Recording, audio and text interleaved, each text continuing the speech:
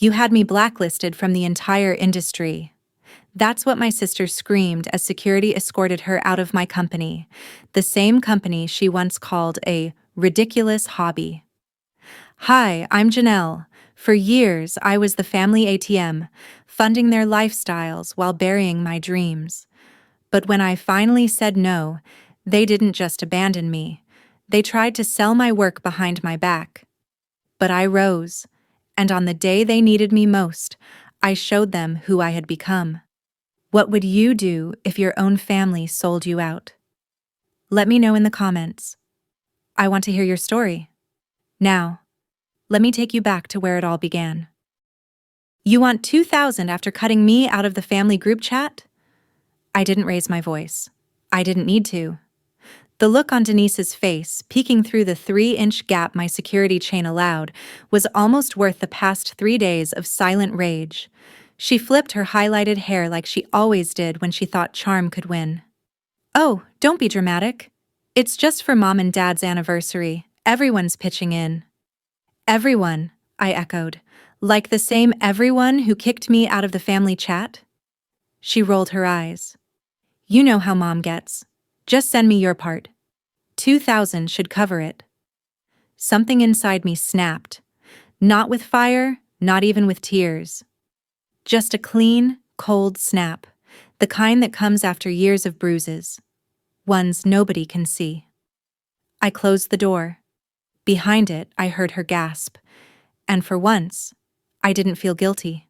3 days earlier, I had stared at my phone in disbelief as the group thread I used to check compulsively lit up without me in it. Sunday dinner plans, cruise outfit polls, jokes about who'd sit next to Aunt Cheryl. The usual chorus, minus my name. Then the private message came. Denise, since you're too selfish to help anymore, don't bother coming Sunday. Mom and Dad agree. I reread it 10 times. It didn't sting like it should have. It seared. And yet, maybe I should have seen it coming. There had been too many quiet sacrifices that taught them I'd never say no. Like the time Tyler begged me for $5,000 to cover a temporary crypto loss, and I wired it while canceling my own physical therapy sessions because my wrists had locked up after weeks of coding. Or the time Mom sobbed on speakerphone because the bank wouldn't extend her credit line, not because she couldn't survive without it, but because she couldn't imagine skipping her monthly designer handbag payment. I didn't even argue that day. I just sent the transfer and went back to eating instant noodles for the 3rd week in a row. My whole life had revolved around being the good one, the one who paid off Dad's gambling debt just this once, the one who lent Tyler rent money after his startup flopped, for the 3rd time, the one who smiled through it all, swallowing disappointment like it was communion. And now I was selfish. Ava had warned me. You can't just cut them off cold turkey, she'd said over coffee, a week before this mess. They're not family anymore. They're addicts. Addicted to you bailing them out. I hadn't listened. I had tried to reason, to set boundaries like they say in every article.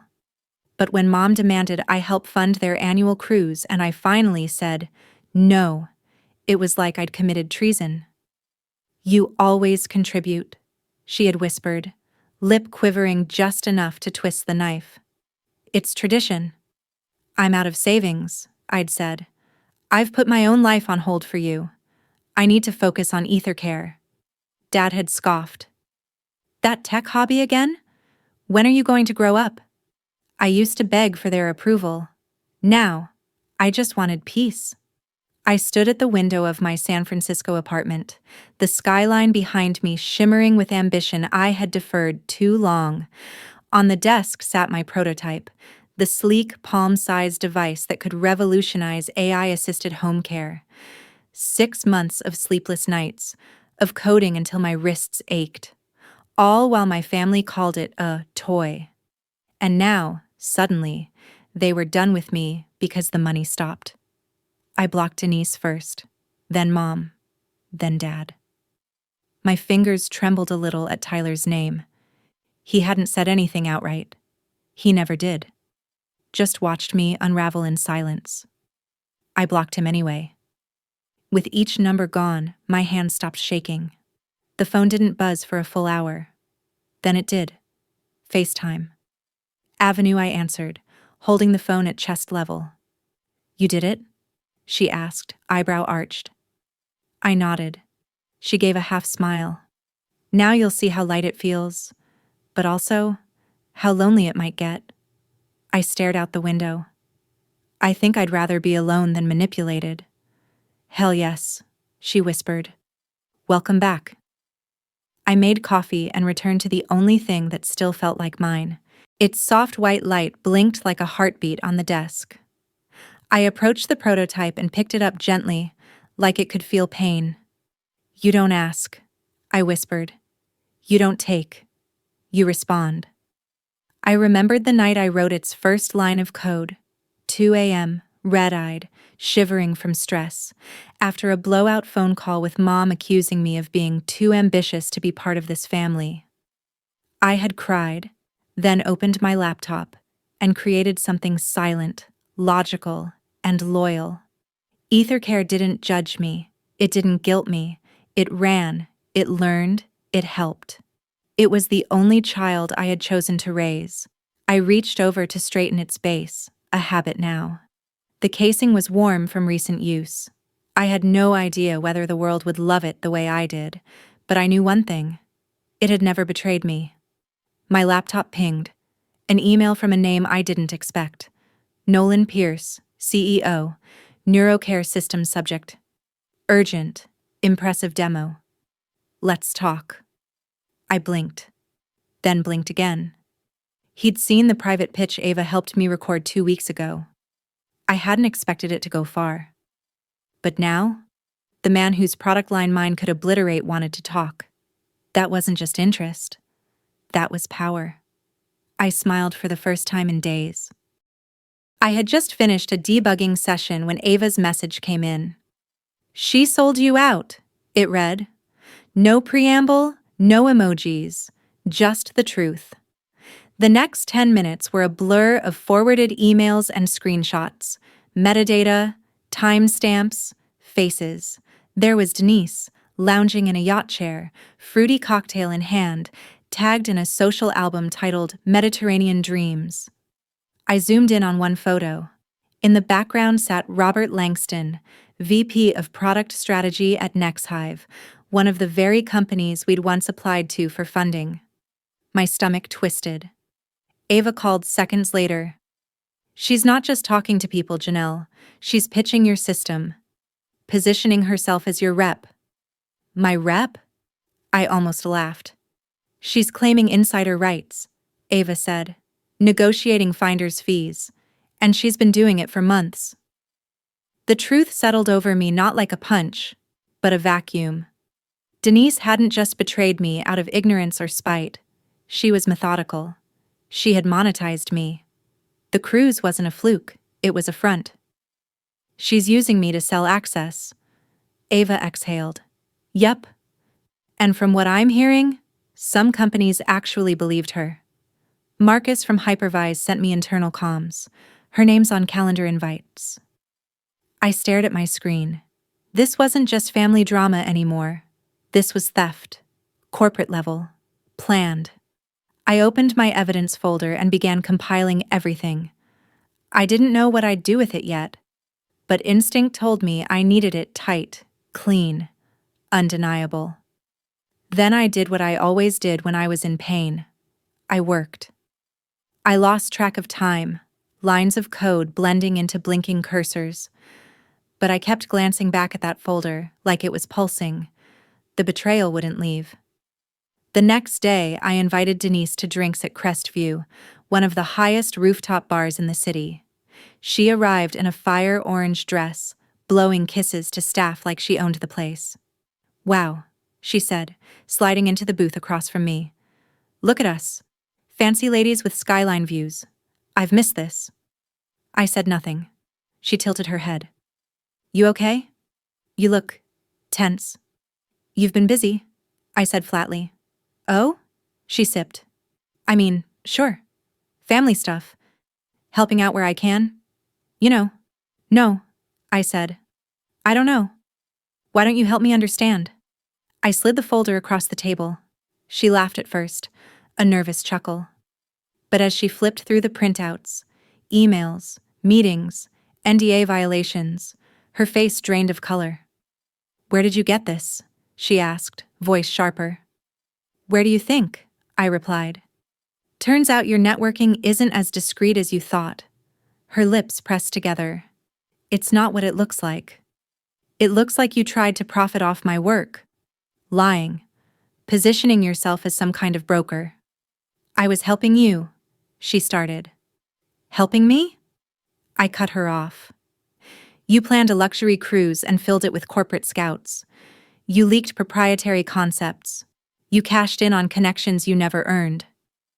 Janelle, she said, trying for sympathy. You're taking this way too personally. This is just business. I leaned in. Then here's a business reality. You're done. I've already spoken to legal. If one of those companies moves on anything, you'll be the name on the lawsuit. Ava stepped out from the bar shadows at that moment, casually sipping a martini. Smile for the security cam, Denise. Denise's head snapped around.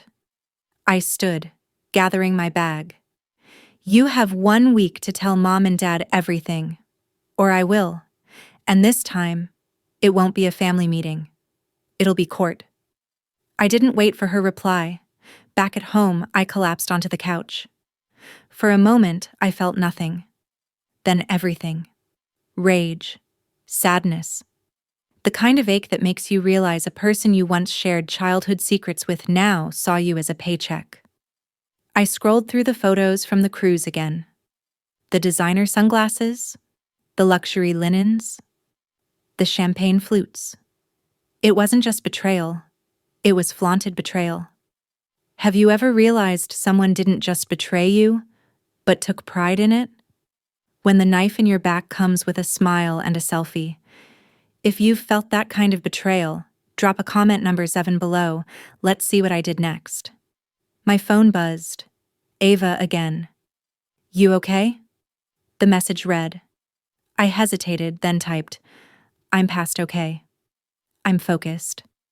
A few seconds later, good. Because Nolan Pierce just asked if you're available for a private meeting. I sat up straighter. He said you shook the valley. Your sister's name came up everywhere this week, and he wants the real story. He wants you. My lips curled into something between a smile and a war cry. Tell him I'm ready. I parked 2 blocks away from my parents' house and sat still, engine humming under my hands. From here, everything looked deceptively normal. The trimmed hedges, the oversized SUVs in the driveway, the buzz of laughter spilling from the open windows. My family's annual reunion brunch, their favorite event of the year. And I was the ghost they'd all tried to bury, but not today. I checked my watch. 8:59 a.m., 1 minute. Inside my purse, my phone buzzed. Push notifications had already begun to hit the news wires. EtherCare signs multi-million-dollar strategic partnership with NeuroCare CEO Nolan Pierce. The press release had gone out precisely on schedule. By 9:03, I would be the talk of every boardroom in Silicon Valley. By 9:05, I'd be walking through that front door like I wasn't the family embarrassment anymore, but the woman who had just disrupted an entire industry. I stepped out of the car. Denise's red BMW was already parked outside, polished within an inch of its existence. Tyler's leased electric sedan beside it. Mom probably told them to wear pastels. They always did for photo ops. As I approached the porch, I could already hear someone bragging about a real estate flip. Jackson. Of course. Then, from inside, I just wish Janelle would stop being so stubborn. I rang the bell. A pause. Then the door opened, and the party froze. Janelle? Mom blinked, her lipstick too red for mourning. We weren't sure you'd come. I wouldn't miss it, I said, stepping inside. Especially not today. The air in the house shifted like a gust of wind had slammed the front door. Denise stood near the fireplace, mimosa in hand. Her smile barely hid the panic beneath. Tyler clutched a plate of pastries like it was a shield. I made my way to the center of the room and turned toward the crowd of relatives I barely recognized. "I suppose you've all seen the news," I said. Aunt Cheryl gasped. Someone dropped a fork. Denise laughed nervously. "Janelle, don't be dramatic. This is brunch, not a press conference." "Oh, I know," I said, pulling out my phone. "But since everyone seems interested in business these days..." I tapped the screen. Behind me, the smart TV flickered to life, synced remotely from my account, and displayed the headline in bold: "EtherCare and NeuroCare, a $180 million partnership that redefines smart health." Gasps. Silence. Tyler's mimosa slipped from his hand and shattered on the floor. Mom tried to recover. "Well, that's impressive, dear." I turned to her. "This is the tech hobby you all dismissed. The one you said I was foolish to pursue. The one Denise tried to sell without my consent." All heads swiveled toward my sister. "Janelle," she snapped. "Not here." "No," I said. "Exactly here. This isn't just my moment. This is yours too. For what you all tried to destroy." I walked slowly to the center of the room. "For 6 years I bankrolled your brunches, your cruises, your broken promises. And the second I stopped, you erased me." "Sweetheart, we didn't erase you," Mom said, eyes wide. "We were hurt." "No, you were exposed," I said. "And I'm not your golden goose anymore. I'm the one holding the pen now." I raised my glass. "To family," I said clearly. "May we finally understand what that word actually means." Silence followed. Heavy. Uncomfortable. Tyler opened his mouth like he wanted to defend me but closed it again when Denise shot him a warning glare. Dad stood up slowly from the leather armchair, brow furrowed like he'd just realized something painful. "Is that why they're calling the house? Reporters?" I gave him a tight smile. "You should probably get used to that." Denise stepped forward, tone sharp and defensive. "You really couldn't wait, could you? Had to humiliate us publicly." I didn't blink. "No, Denise. I had to remind you that I'm not yours to manipulate. You didn't just use me, you tried to sell me." Her face contorted. "I was creating opportunities." I cut her off. "For yourself. You arranged meetings with people I'd never approved. You spoke on behalf of a company you had no stake in." "You're blowing this out of..." "The contract has a non-disclosure clause," I said. "You violated it. And you're lucky I haven't pursued criminal charges." Everyone was watching now. No more pretending. No more just brunch. Across the room, Julia appeared in the front window, signaling me with a polite wave. My time was up. I took one final look at them. My parents, frozen in guilt and denial. Tyler straddling the fence. Denise, exposed and unraveling. "I have a press conference to get to," I said. "Feel free to keep celebrating." I walked out the door to stunned silence. Outside, Julia opened the car door for me. "You ready?" she asked. I buckled my seatbelt. "Very." She handed me a folder. Nolan's statement draft, and the media questions were pre-screened. "You're the story now, Janelle." I looked down at the bold black font across the top.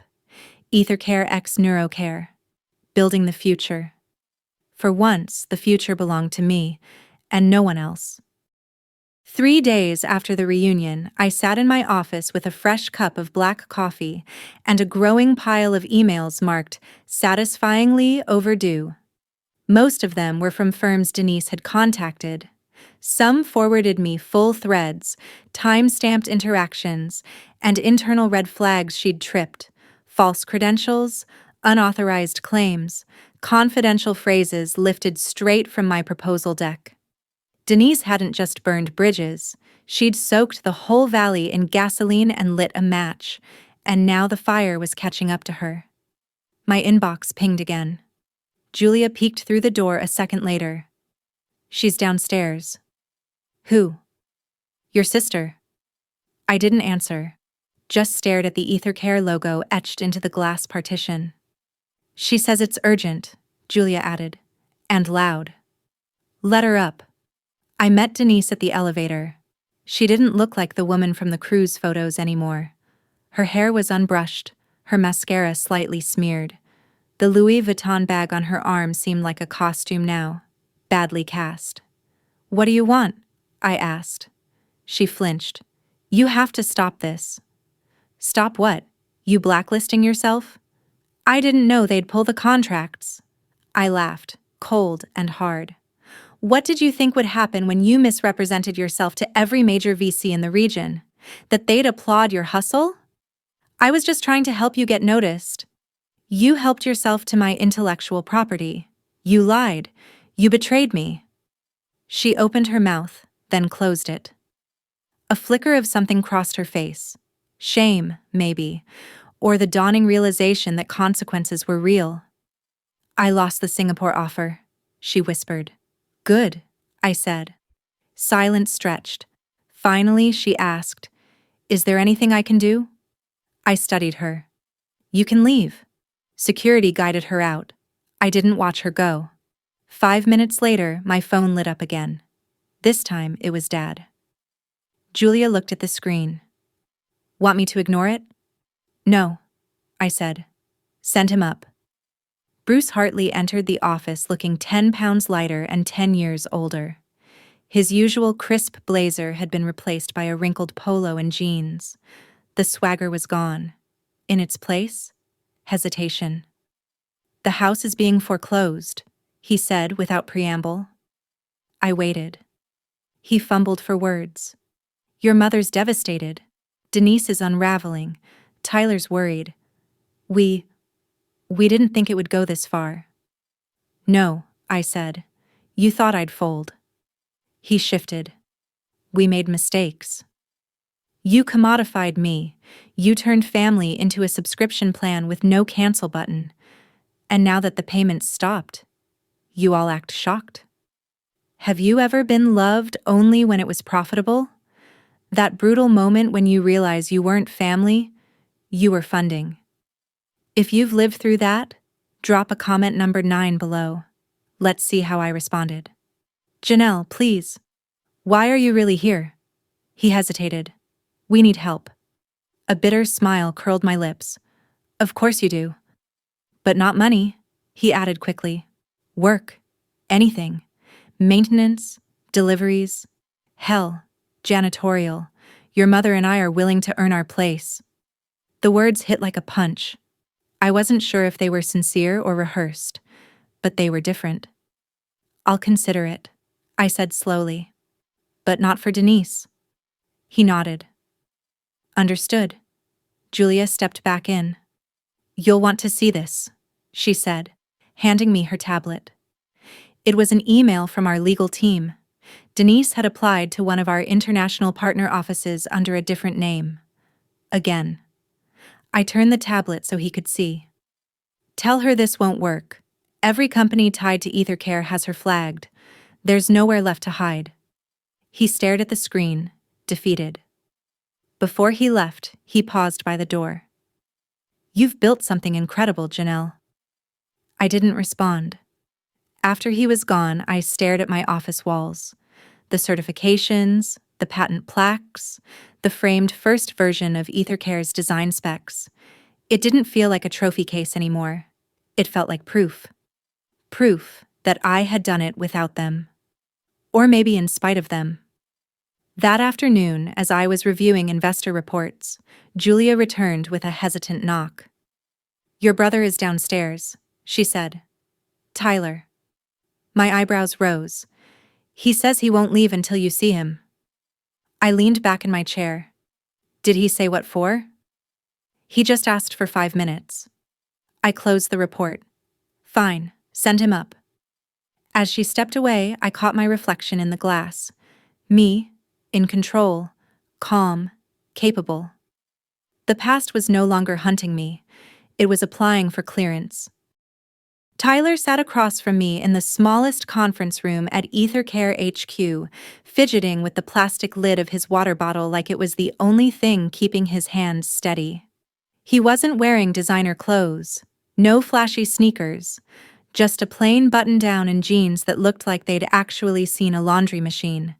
His watch, once $1,000 flex, was gone. I waited.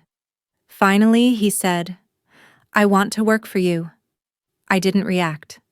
Let the silence do its job. He cleared his throat. "Not a handout. A job. Any job. Entry level. Minimum wage. Whatever you've got." I studied him, unsure what stunned me more, the humility or the fact that he wasn't asking for money. "You're serious?" I asked. "I need to figure my life out. I thought I could fake my way through everything, like everyone else in the family does. But you built something. I want to learn how." That last part hit harder than I expected. Not because I needed the validation, but because it sounded like the first honest sentence Tyler had said to me in years. I opened my laptop, typed something, and spun the screen around. Customer Success Assistant, temporary, 90-day probation, no perks, no excuses. He nodded instantly. "Deal." Julia handled the onboarding while I returned to my office. I wasn't sure if I felt proud or cautious. Maybe both. That afternoon, Denise returned. She wasn't on the calendar. She wasn't invited. She wasn't even supposed to be allowed through security. Yet there she was, storming through the glass doors like she still owned every room she entered. "You had me blacklisted from the entire industry," she shouted, ignoring the stares of startled staff. "You don't get to control my life." I stepped out of my office. "You built your career on lies and manipulation," I said calmly. "That's not a career. That's a con." "You think you're untouchable now? Just because you signed some contracts and got lucky?" I laughed. "Luck? You think 6 years of sacrifice, of missing sleep, of choosing code over comfort was luck?" Denise's face reddened. "I got an offer," she said, pulling a paper from her purse and waving it. "From a tech firm in Singapore, and guess what? They don't care about your blacklist." I took the paper and read it. Then I smiled. "This company is one of EtherCare's subsidiaries." Her face drained of color. "They rescinded the offer this morning," I said. "I signed off on it." You're insane." "No," I replied. "I'm thorough." Julia arrived with security, who gently but firmly guided Denise toward the exit. She didn't scream this time. She didn't fight. She just looked back at me like a child who'd finally run out of toys. As the door shut behind her, I caught a few employees exchanging quiet glances. No one said a word. They didn't need to. The message had landed. Actions had consequences, even if your last name matched the founder's. Later that day, I walked into the shared workspace on the 3rd floor, where our entry-level teams were stationed. Tyler was there, headset on, explaining onboarding steps to a confused elderly customer.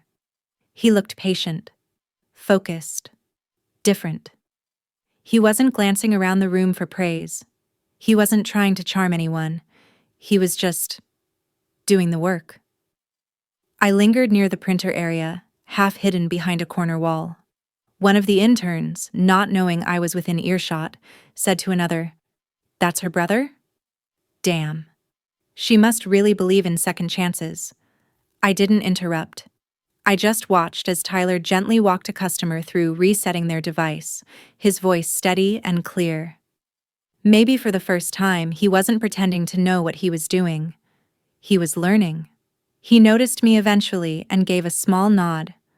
Not a plea. Not a thank you. Just acknowledgement. For the first time, I believed he might actually earn his way up. Back upstairs, I saw Julia waiting with a raised eyebrow. "He's surprisingly decent," she said. "And he stayed late." "Keep an eye on him," I said. "But don't coddle him." "Wouldn't dream of it." Then she handed me another tablet. It's Dad. He's in the lobby again. I sighed. Tell him to wait 10 minutes. I need air. Downstairs, I passed through the lobby without stopping, catching a glimpse of my father sitting on one of the chairs, his posture stiff, hands clasped, staring at the marble floor like it owed him answers. I stepped outside. The air was cool, crisp, almost therapeutic. I looked up toward the rooftop garden, the place where this company had grown from code and caffeine to contracts and confidence. Far below me sat the past, bruised, worn out, waiting for a new role. Above me stretched everything I had built, everything that was mine. Between them stood me, no longer the family's lifeboat. But maybe, just maybe, I was willing to be their dock, if they learned how to swim on their own. The scent of fresh pastries and brewed coffee drifted through the rooftop garden of Ether Care's headquarters.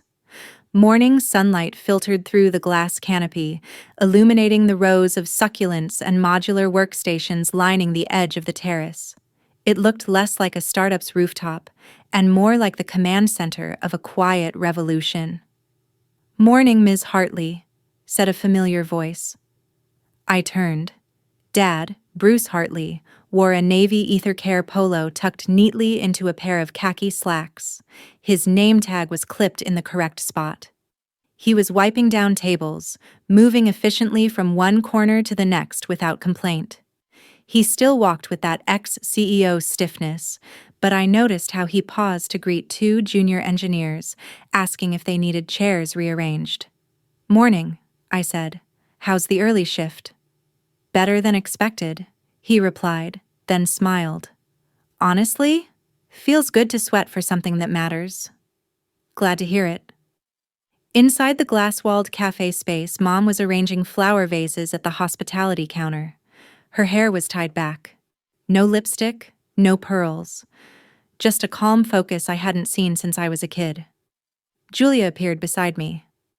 "They've been early all week," she said quietly. "No complaints. No drama."